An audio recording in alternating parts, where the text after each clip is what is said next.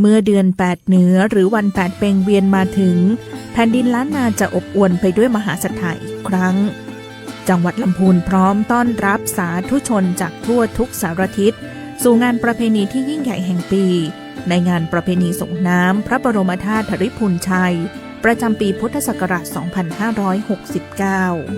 พระบรมธาตุธริพูนชัยจอมเจดีย์1 ใน 8 องค์สำคัญของประเทศไทย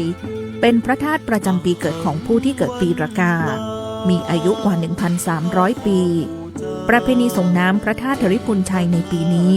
กำหนดจัดขึ้นระหว่างวันที่ 25 เมษายนถึงวันที่ 1 พฤษภาคม 2569 ซึ่งปีนี้ยังคงมีความพิเศษด้วยริ้วขบวนเครื่องสักการะที่ยิ่งใหญ่และงดงามที่สุดในรอบปีเพื่อถวายเป็นพุทธบูชาตามอัตลักษณ์ของล้านนาที่สืบทอดกันมาแต่โบราณในวันที่ 1 พฤษภาคม 2569 ซึ่งตรงกับวันขึ้น 15 ค่ำเดือน 8 เหนือจะมีขบวนอัญเชิญน้ำสงฆ์พระราชทานจากพระบาทสมเด็จพระเจ้าอยู่หัวและสมเด็จพระนางเจ้าพระบรมราชินีขบวนอัญเชิญน้ำทิพย์จากดอยขะม้อและน้ำทิพย์ศักดิ์สิทธิ์จากทั้ง 8 อำเภอของจังหวัดลำพูนนอกจากพิธีกรรมทางศาสนาแล้วยังมีการจัดกิจกรรมการประกวดกลองสะบัดชัยกลองหลวงล้านนาและการฟ้อนเล็บ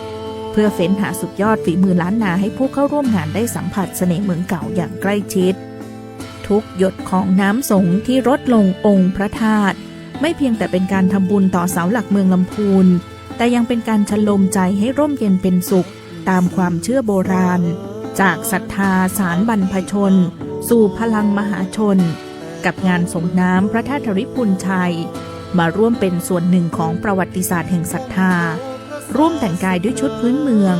มาไหว้สาพระธาตุเจ้าธริพูนชัยส่งน้ำพระธาตุพันปีตั้งแต่วันที่ 25 เมษายนถึง 1 พฤษภาคมนี้ณ วัดพระธาตุธริพูนชัยวรมหาวิหารจังหวัดลำพูน